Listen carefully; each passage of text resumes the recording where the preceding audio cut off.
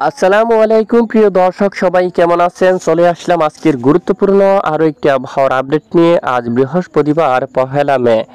আজ বিকেল থেকে আবারও পশ্চিমবঙ্গ ও বাংলাদেশের পশ্চিমের কয়েকটি জেলার উপর ধেয়ে আসছে তীব্র কালবৈশাখী বজ্রবিদ্যুৎ সহ ঝড় বৃষ্টি। আগামীকাল শুক্রবার এবং শনিবার নাগাদ দেশের কোন কোন জেলার আবহাওয়া কেমন থাকবে? দেশের মধ্য অঞ্চল থেকে শুরু করে উত্তর অঞ্চল এবং দক্ষিণাঞ্চল, পশ্চিমবঙ্গ সহ উত্তরবঙ্গ, আসাম, ত্রিপুরা এবং বাংলাদেশের 64 জেলার আবহাওয়ার পরিস্থিতি কেমন থাকবে, কোন কোন জেলায় ভারী বৃষ্টিপাতের সম্ভাবনা থাকবে তা সম্পূর্ণ ডিটেলসে জানিয়ে দেব ভিডিওটির মাধ্যমে। ভিডিওটি না টেনে শেষ পর্যন্ত দেখবেন। ভালো লাগলে লাইক করবেন।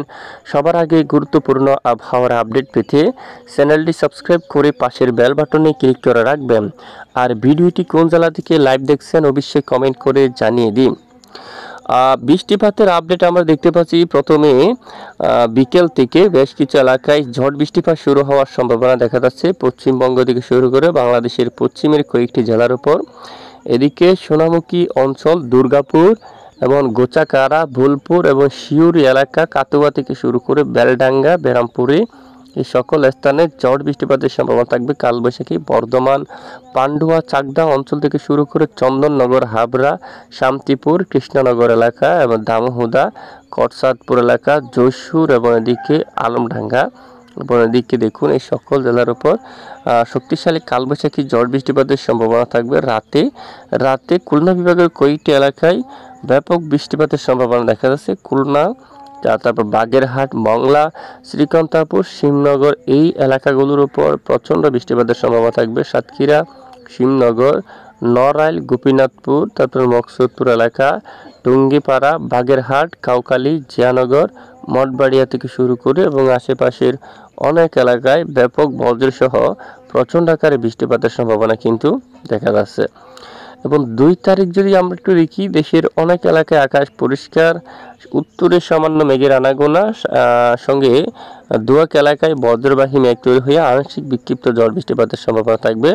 আপাতত বৃষ্টির মাত্রা কিন্তু অনেকটাই কমে যাওয়ার সম্ভাবনা থাকবে।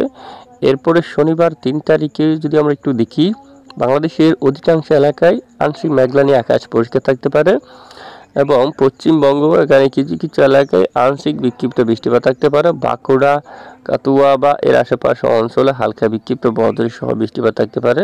সারা দেশের বেশিরভাগ এলাকায় আকাশ পরিষ্কার থাকতে পারে। তবে এই রবিবার 4 তারিখ থেকে শক্তিশালী কালবৈশাখী ঝড় বৃষ্টিপাতের সম্ভাবনা থাকবে রাজশাহী বিভাগ থেকে শুরু করে আশেপাশের বেশ কিছু অঞ্চল জুড়ে।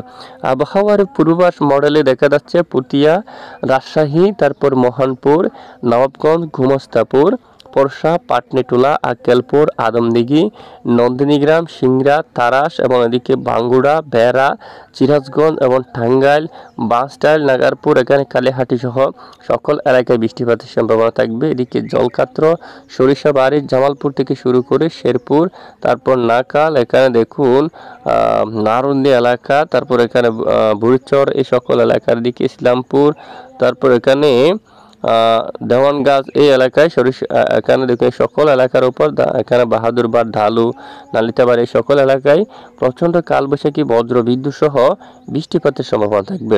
মূলত 4 তারিখ নাগাদ বেশ কিছু এলাকায় বৃষ্টিপাতের সম্ভাবনা থাকবে। তবে এদিকে যদি দেখি আমরা দক্ষিণ অঞ্চলেও আপাতত বৃষ্টির সম্ভাবনা কম থাকবে। মূলত আগামী কয়েকদিন দেশের উপর তেমন টানা ভারী বৃষ্টি এরকম নেই, শুধু কয়েকটি এলাকায় বজ্রসহ কালবৈশাখী ঝড় বৃষ্টিপাত শুরু হওয়ার সম্ভাবনা থাকবে। পরবর্তীতে নতুন কোনো পরিবর্তন আসলে অবশ্যই জানাবো, আমাদের সঙ্গে থাকবে। এ হচ্ছে আজকের গুরুত্বপূর্ণ আবহাওয়ার আপডেট। এতক্ষণ আমাদের সঙ্গে থাকার জন্য অসংখ্য ধন্যবাদ।